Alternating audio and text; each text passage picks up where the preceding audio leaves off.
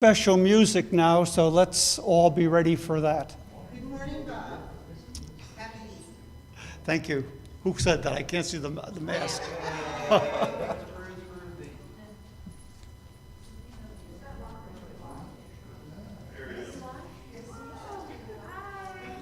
can't see us. He can't see us. I think we need to all march up there to say hi. He's live. Yes.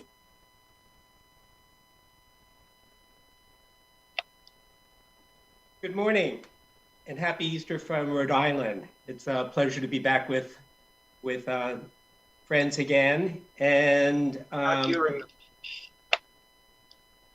prelude that I'm playing is called Easter Joy, and it was written by Kevin Kyle. The offertory is written by Johann Sebastian Bach, and it's from his French suite in E flat major. And the postlude will be an arrangement by Marjorie Hom, Morning Has Broken.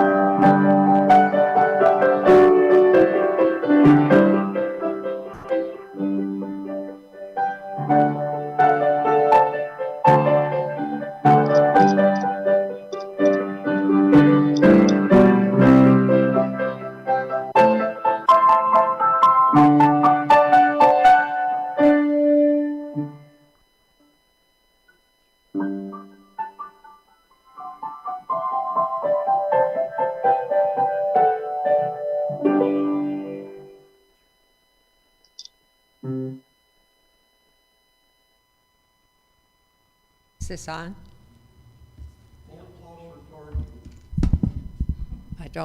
It's on now, okay. It's a little technical difficulties when you have somebody on Zoom and we are on the other way, so thank you for our wonderful help. Good morning. Good morning.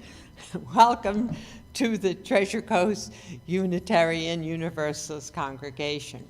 I'd like to give Bruce, he's not there anymore, Bruce Ruby a wonderful hello. He used to be, for those that don't know, our music director, and now he lives far away, and he's substituting for Jackie today, so we have Bruce remotely. Today is April 17th, 2022. It's Easter Sunday. Well, hi everybody for Easter. I hope you enjoy it. It also is this month Ramadan, for the Muslims Ramadan, and the Jewish Passover, all in the same month this time. That's very unusual. My name is Ronnie Dembowski, and I'm your worship associate for today. We are a welcoming congregation. We welcome people of all genders, races, ages, and backgrounds. It is wonderful to see all our vaccinated members in the sanctuary. Again, we are also on YouTube and today also Zoom. To be put on our mailing list or to find out more information about us, please go to our website at tcuuc.org. That's tcuuc.org.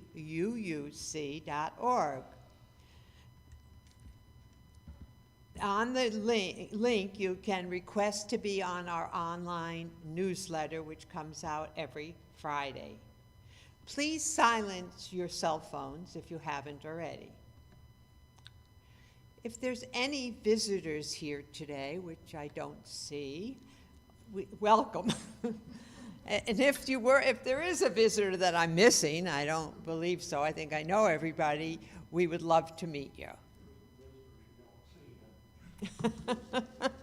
I'd like to give a big thanks to our music by Bruce Ruby, our greeters and ushers. Our ushers today want to be introduced. At least Fred Dembowski does, which is my husband. And I know, but I just had a mental blank. Dave Gray. Dave Gray. I'm sorry, Dave. I've only known you for years. and Joanne Leone, and not Marguerite, because she's not here, but I believe Regina helped her. Regina Wood, thank you very much for the cookies and the coffee that we will have on the patio and in the narthex. We have a few announcements.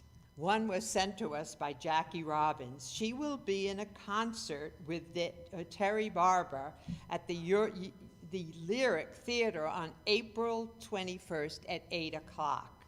You can get 2-for-1 tickets if you use the code BOGO, B-O-G-O, when ordering, and that's capitalized. Please join us every first and third Tuesdays at Stewart's Memorial Park downtown at noon for our bag lunches. If you want more information, you can ask Pam Corbin, who's sitting right over here. We also have our book club on Zoom every Wednesday at 11 o'clock. The current book, The 1619 Project.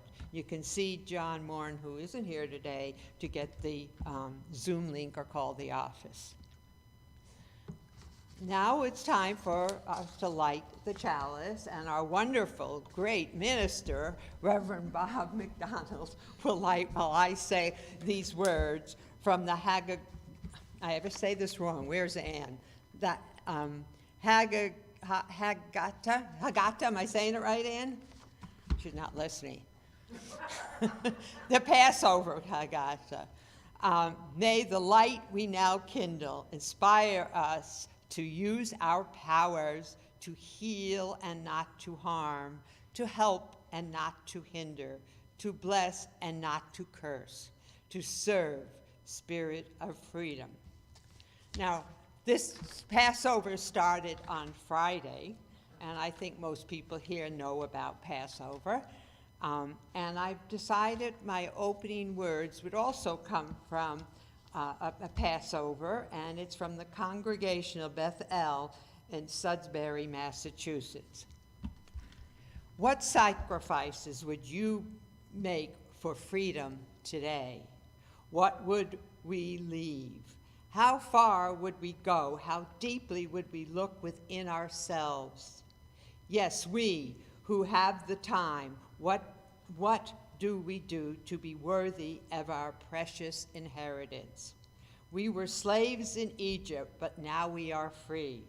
How easy is it for us to relive the days of bondage as we sit in the warmth and comfort of our Seder? How much harder to relieve the pain of those who live in the bitterness of slavery today, which there are many people in the world.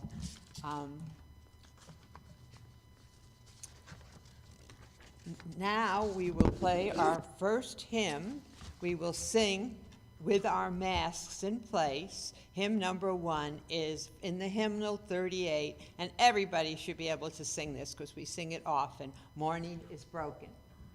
And Bruce will accompany us. Let's wait for the words.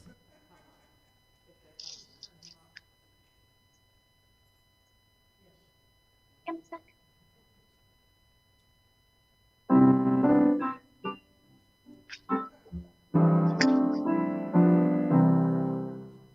Morning has broken like the first morning. Blackbird has spoken like the first morning. Praise for the singing, praise for the walking, praise for them springing fresh from the morning.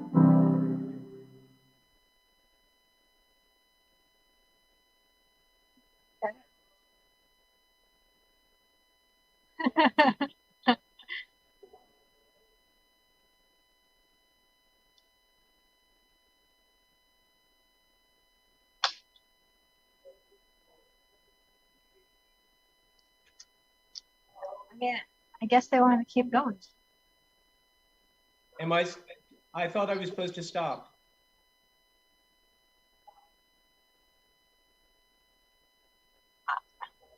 I think he only meant the second or the last 10.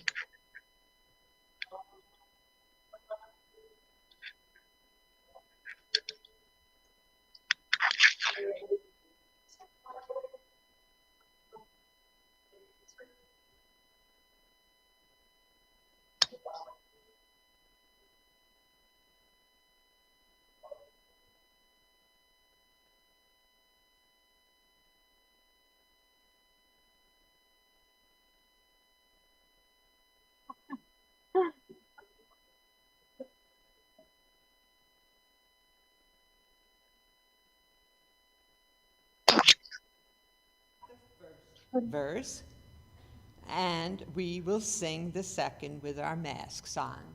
But let's wait for it to come up, I hope. We don't need it. Let's just do it. Okay. Love is the spirit of this church, and service is its law. This is our great covenant, to dwell together in peace, to seek the truth and love, and to help one another. Okay, here it comes.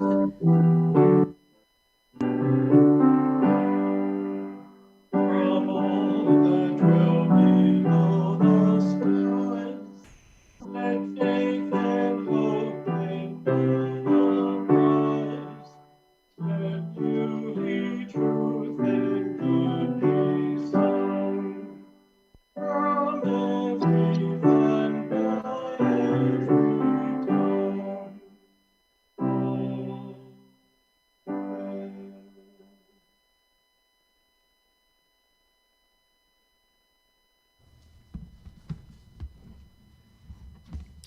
And now we invite people to share matters of joy, sorrow, concern, in the hope that as you share yours, you'll know that you are heard and supported.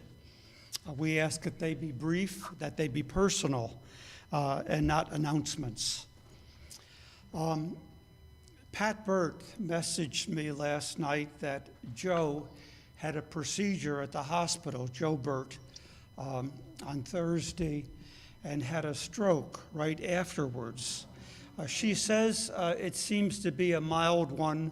We certainly hope so, and he'll likely do rehab at home. But we certainly want to send all the vibes, thoughts, prayers we can for his recovery. Joe Burt, and a stone for him. Who else has a matter of joy or sorrow to share?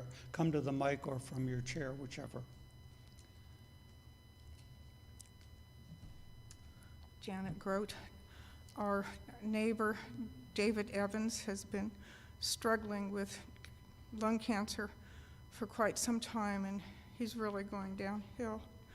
And just need those good vibes that he still has a chance to recover.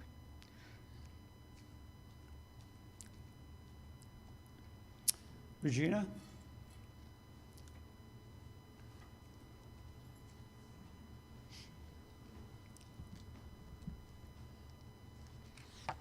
A good friend of ours, Claire, her 46-year-old son had a stroke.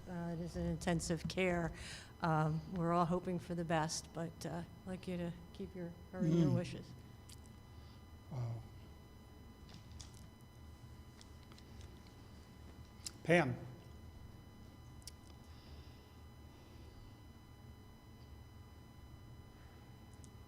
Hi, my name is Pam, and I am announcing my joy, which is I had the opportunity to take a tour of the Dreyfus School for the Performing Arts in West Palm Beach. I'll be talking about it more later, but there is a FAME-type high school near us where students are learning various things about the arts, and it was a pleasure.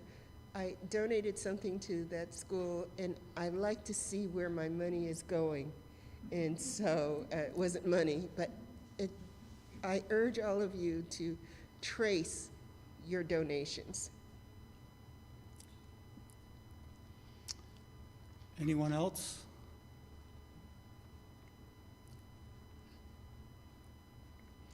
Well, we always move a stone for those we haven't said out loud, because we know we all have people we worry about and hope the best for. This meditation from the back of the hymnal is by Max Coots, a prominent UU minister in the last century. It's called Seasons of the Self.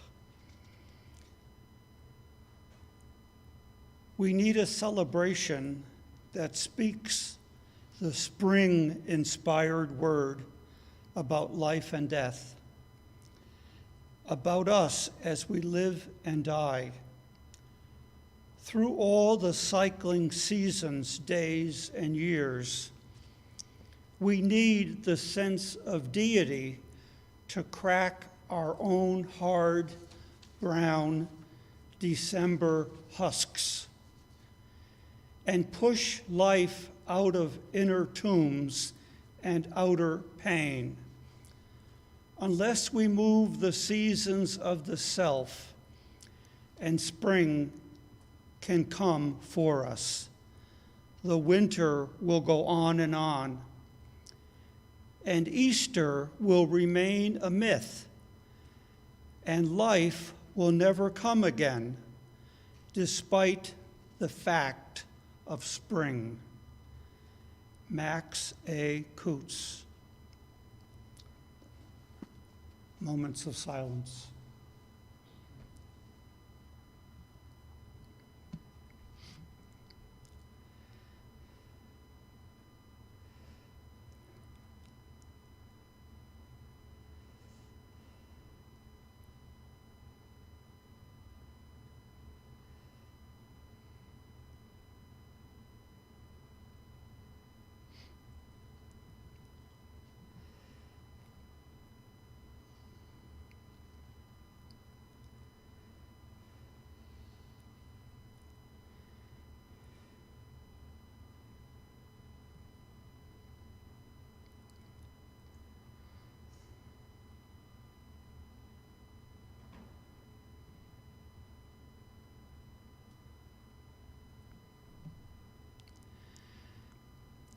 And now, Spirit of Life, we hum the verse, we sing the verse with our masks in place.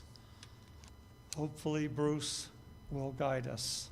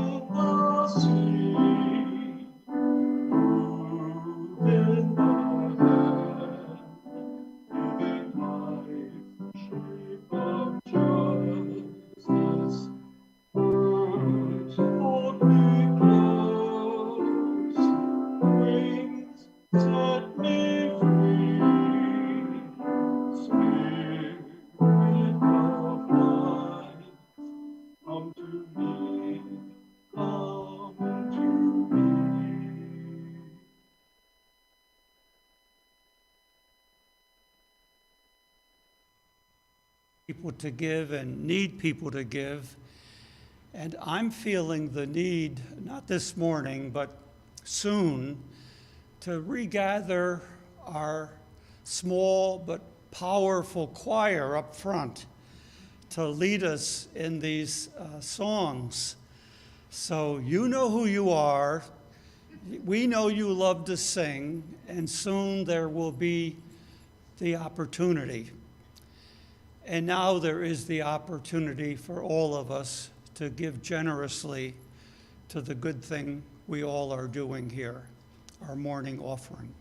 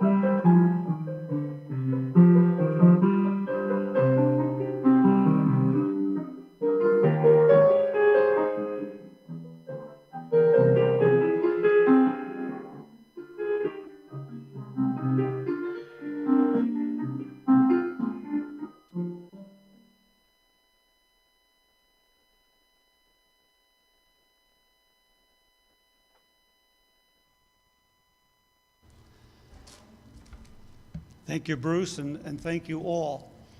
Now, with the mask situation, I'm not always sure who's here.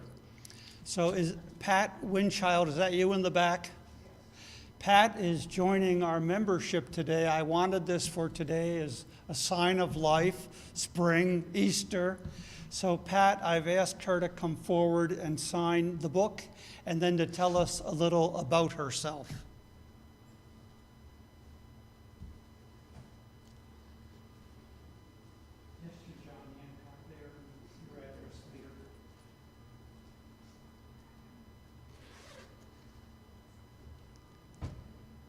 Pat is a retired therapist, and whenever people tell me that word, therapist, a little voice says, Bob, be careful what you say now.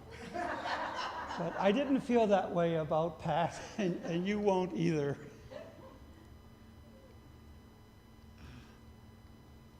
Right here.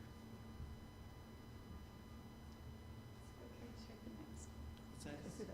Yeah, I think you have to forget. Yeah.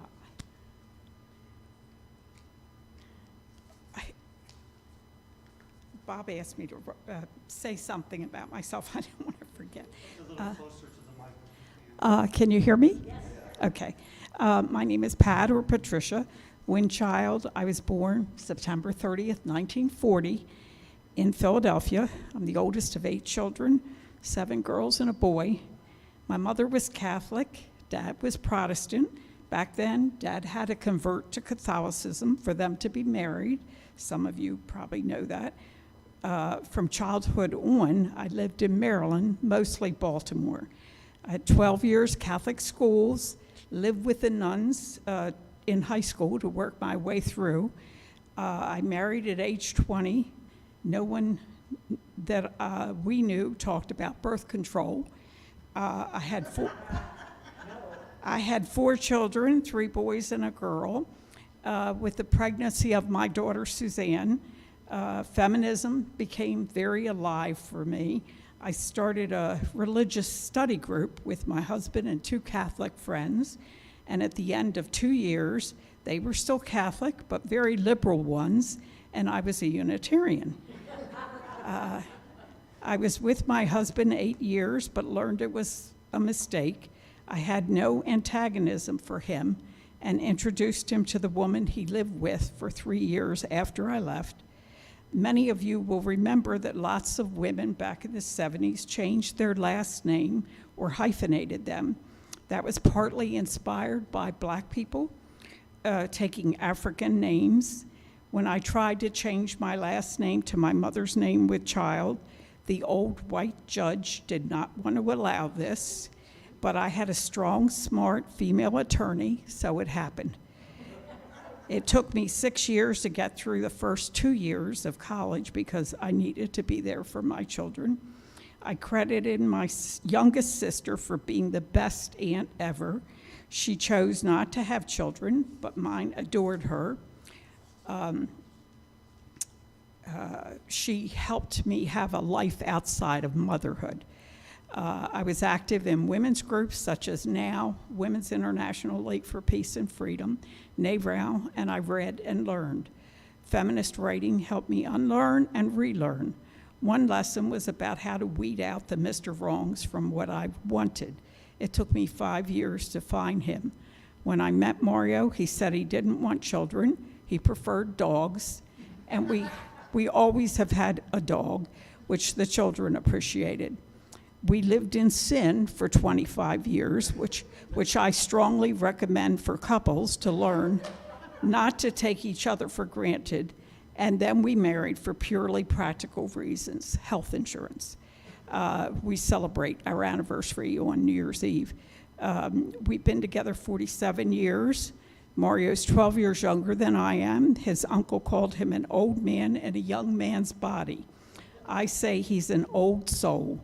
I got my bachelor's in psychology and master's in clinical social work. I worked in child abuse, a psychiatric hospital, and had my own private practice for 25 years. In my practice, I work primarily with women, couples, gay and straight, and addictions. I have a CCDC certification. I love Baltimore. It is, I hope I can talk about this without crying, and always will be my home. I'm here because Mario has SAD, a specific type of depression. Women get more than men, but he had a bad case, and Florida has been a good fit for him. For me, Florida, plus he's an introvert, so he's not that into human beings. He's into dogs, okay? He knows every dog's name in our radius of our home. The people, he doesn't know. Most, hardly any. For me, Florida has been something of a culture shock. I did not know how much I'd miss Maryland until we came here. I've tried finding kindred spirits because Baltimore spoiled me. I tried the humanist, the atheist, and now so far I feel content with UU. I'm a humanist atheist, recently attended FFRF's Freedom from Religion Foundation's convention in Boston, got to hear Margaret Atwood and Gloria Steinem. It was wonderful. So far, due to the open-mindedness and warmth of all of you, UU feels most like home.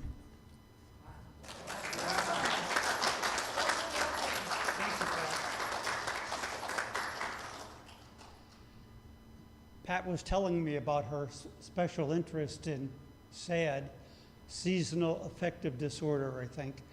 And I suggested she might do a message on that sometime down the road because I think that's of interest, to all of us. It's a great interest of mine to have people signing on. Last week, Richard, that's you back there, right? And Jackie became official members at our meeting, so they could vote and things like that. So it's always a great joy, sign of new life, to have people becoming members here. And since I'm standing here, I want to mention that this would be a good time for us to continue to support our family in Indiantown. Linda and Dan go out there and take our gifts to them and help them in other ways. So after the service, if you can meet this, somebody took my Christmas stocking away. I thought it was good all year, but anyhow, there's something else here. Whatever you put in there will go to that family.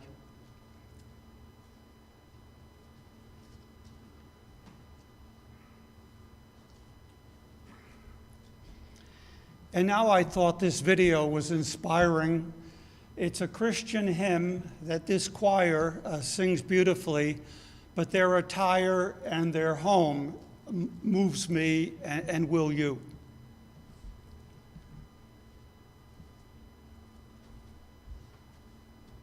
I hope.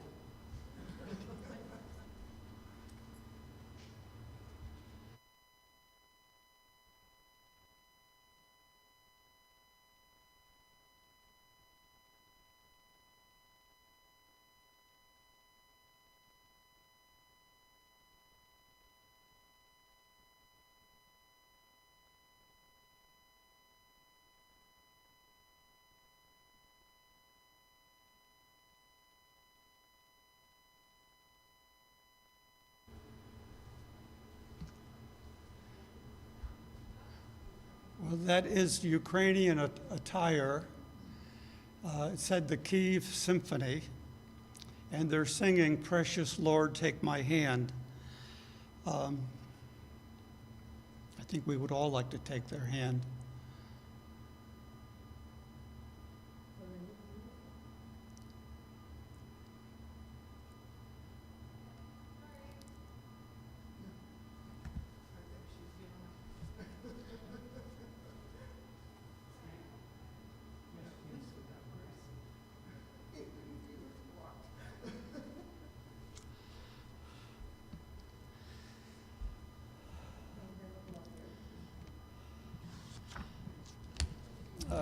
I want to begin by thanking Bruce big time.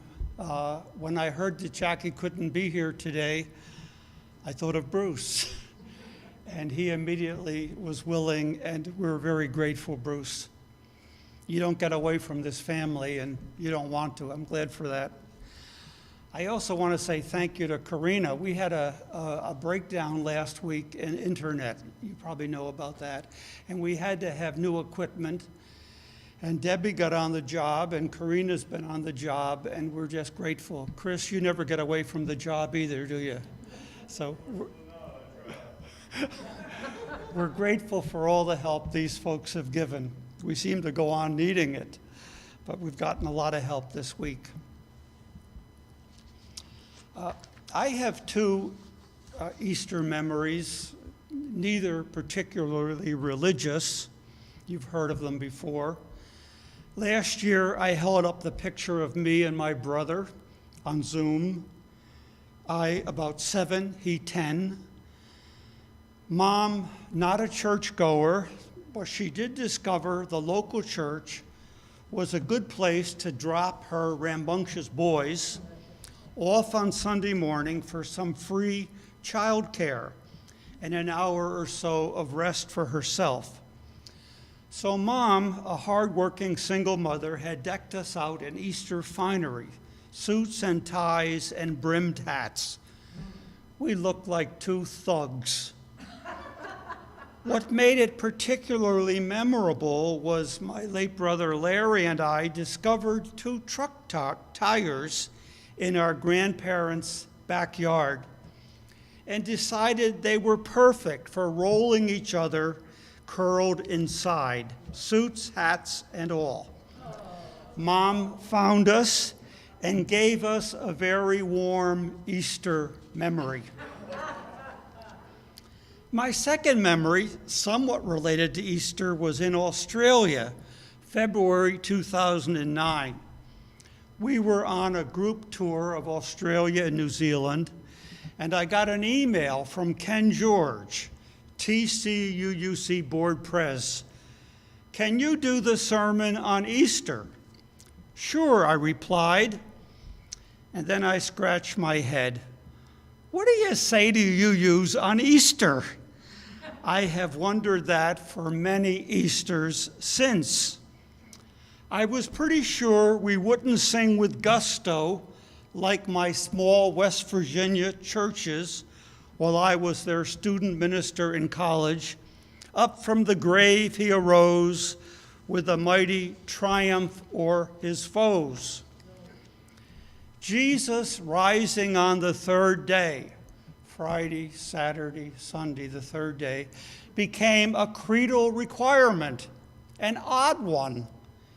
it was generally believed that Christians were to lie in the grave in wait for some general resurrection.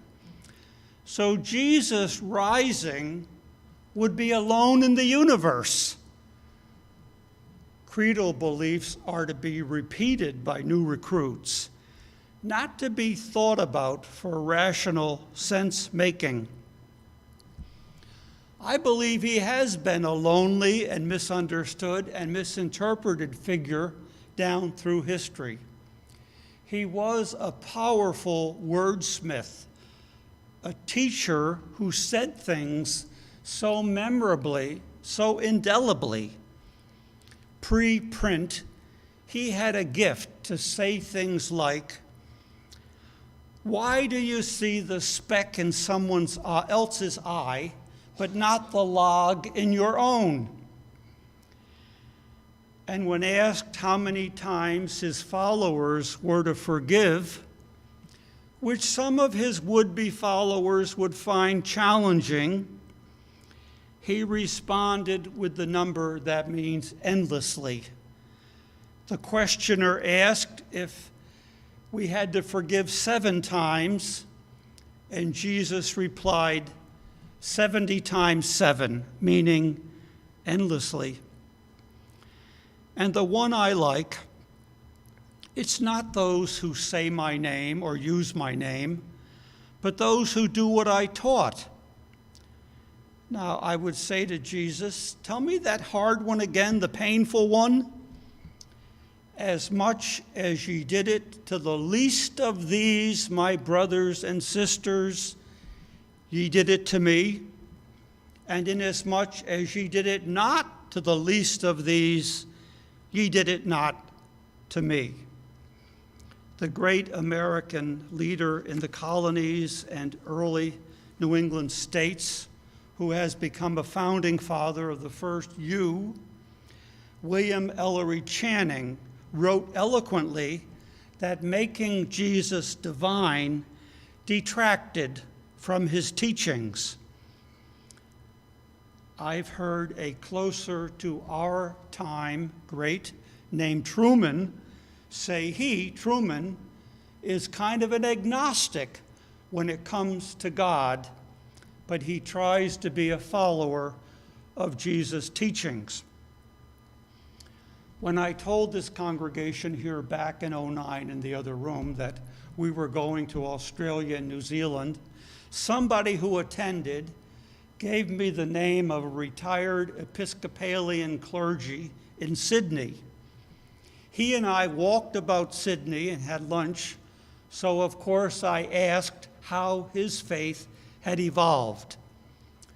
Ditto, don't know much about God, too much baggage, but the teachings of Jesus, at least trying, were the goal and the prize. How does any teacher hope to live on? He or she hopes what they taught will catch on. What do we hope the generations after us will remember about our priorities? It's kind of humbling to think about what your own children will remember getting from you and me. It's so humbling. Let's just change the subject. Easter seems about spring and new life, signs of life where there might not have been any. My favorite children's story, mine and Tia's, starts out as a Christmas tale. The Velveteen Rabbit learning under the tree what is real and what is surface and fake and show, and ends with the bunny in springtime becoming real and darting into the woods, a kind of Easter ending. There was a New York Times article Thursday about clergy and congregations surviving the pandemic in New York. It was a peculiar and intensified grief for active clergy who could not be with those they cared for when they were dying, and with their grieving families. But there was an upside in the midst of the great loss, and that was that people remembered and learned again the value of communities that sustained them as much as possible, and eagerly sought that sustenance again as soon as they could. This is Rabbi Rachel Timiner from Park Slope, Brooklyn, Congregation Beth Elohim. Many people were unable to be with their loved ones. They were unable to hold their hand. They were unable to even say goodbye to them. They were unable to bury them.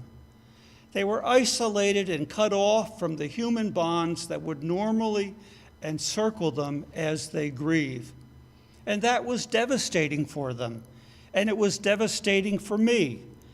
And I think even though many of those conditions have changed by now, we have not had a chance to fully heal or even fully account for what that did to all of us. We need each other. Judaism teaches us that the Shekinah, the presence of God, is most clearly present when a group is gathered. So our ability to commune with the divine, to commune with God, is related to our ability to commune with each other. There is no substitute for holding each other's hands, for putting our arms around each other, for dancing together, for singing together, and we feel it acutely when it's gone. COVID has made me even more dedicated to the social justice imperative at the heart of Torah. The chasm in our society between those who have and those who do not was on very painful display these last 2 years in terms of who would live and who would die. Rabbi Rachel Timiner. Easter may seem to be about more than creedal beliefs we can or can't repeat, and cultural family customs or memories that warmed you somewhere. Egg hunts in the yard, spankings in the yard. But what is that more? I keep reverting to what I learned in college and still don't understand.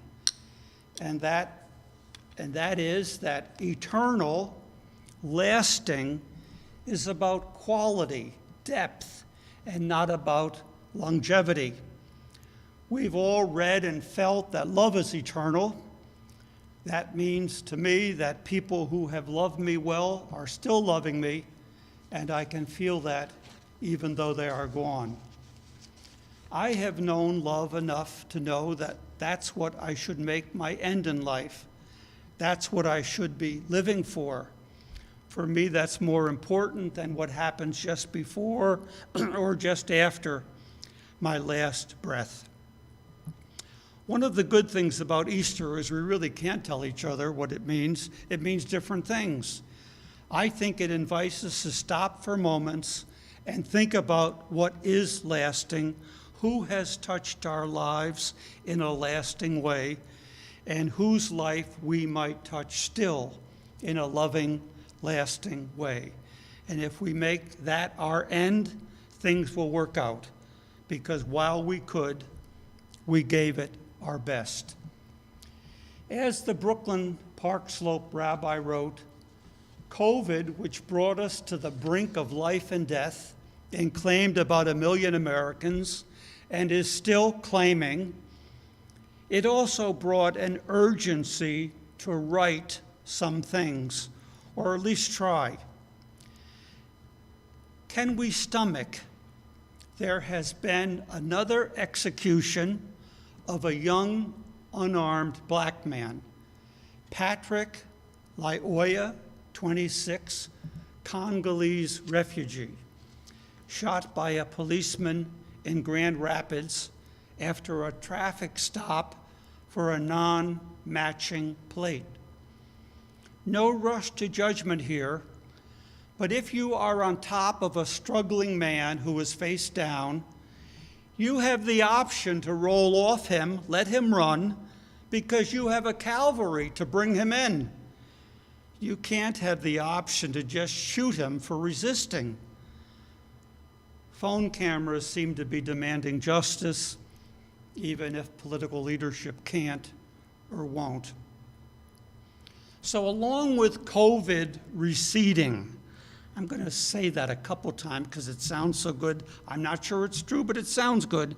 COVID receding. Please God, please nature, please CDC. Along with that, in the war in Ukraine, we also have a broken political system in America. We need at least two, political parties to frame issues and put candidates in front of us so we have a choice about what we want our country to be. What have we become? What might we become if one party can say, no debates, there's another route to power? Is it hair on fire to think we could lose what 250 years of great and flawed founders and leaders have built? Easter is an occasion to gaze into a horizon we can barely glimpse.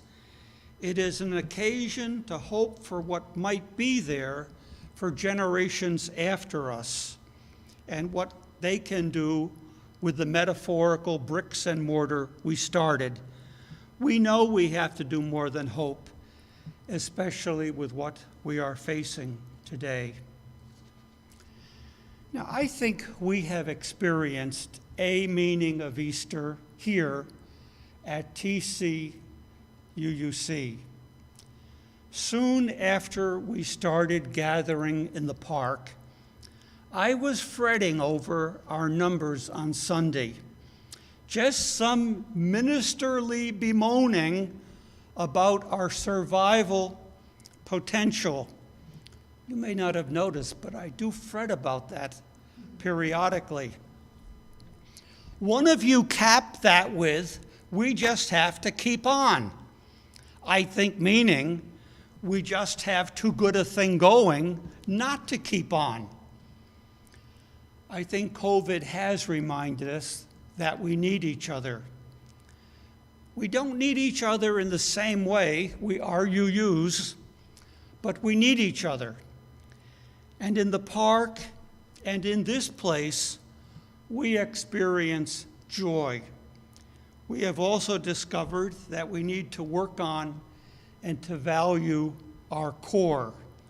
Whatever metaphor we use for that, our soul, our spirit, our depth, our inwardness, it has been nurtured by many, and now it's up to us to do the nurturing. A song, a reading, a smile becomes food, and we can go on. Whether Easter started out for us personally as clothing or candy, it has moved inside where we can and do experience feast and famine. And this season tells us to look for and to celebrate new life. We have to keep on. And you have responded that we can and we will. All right, let me tell you about the closing hymn. One more time, I've gone for meaning. So what I'm doing to make this a not so painful conclusion, I'm asking Bruce to sing the first verse. And then we will all repeat the whole thing. We'll just recite it from the wall. And when I come back, I promise, I got a few weeks off, but when I come back, I promise I will emphasize singable. A couple of you have given me that message And I don't mind. I need help and direction. I'll emphasize singable. But now the hymn is 130. Bruce will sing the first verse, and then we'll say it all aloud together.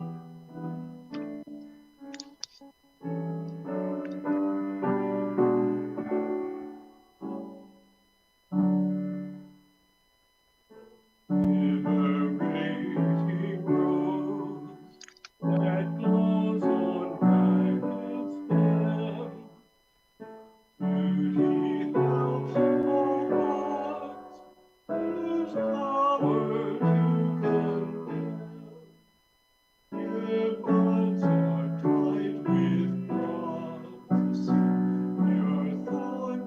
Beauty helps our hearts lose power to condemn. Their buds are tied with prophecy. Their thoughts are prophet poetry. You sign the hope and gift of life. Glows on ragged stem. Your beauty helps all hearts lose power to condemn. Your buds are tight with prophecy, your thorns a tougher poetry. You sign the whole and gift of life. O liberating fire that calls for cleansing rage, whenever hurtful lies distort our present age, your dancing dreams are liberty to challenge each indignity. You sign the whole and faith of life.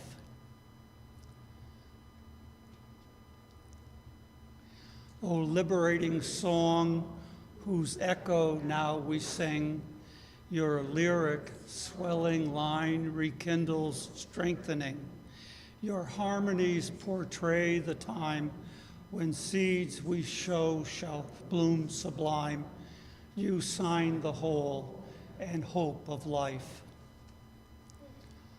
O liberating love, we hear you in a sigh.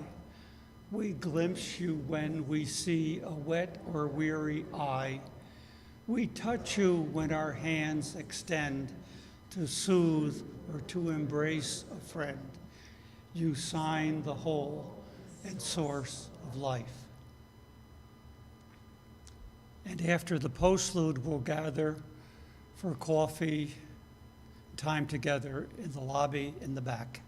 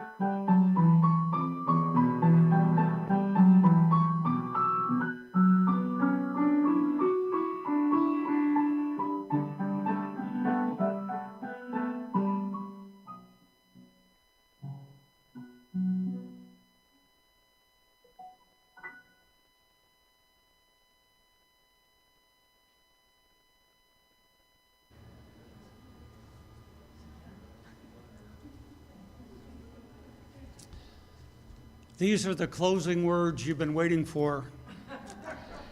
Immortality by Richard Jefferies. It is eternity now. I am in the midst of it. It is about me in the sunshine. I am in it as the butterfly in the light-laden air. Nothing has to come. It is now. Now is eternity. Now is the immortal life. Richard Jefferies. And now is the coffee hour in the back.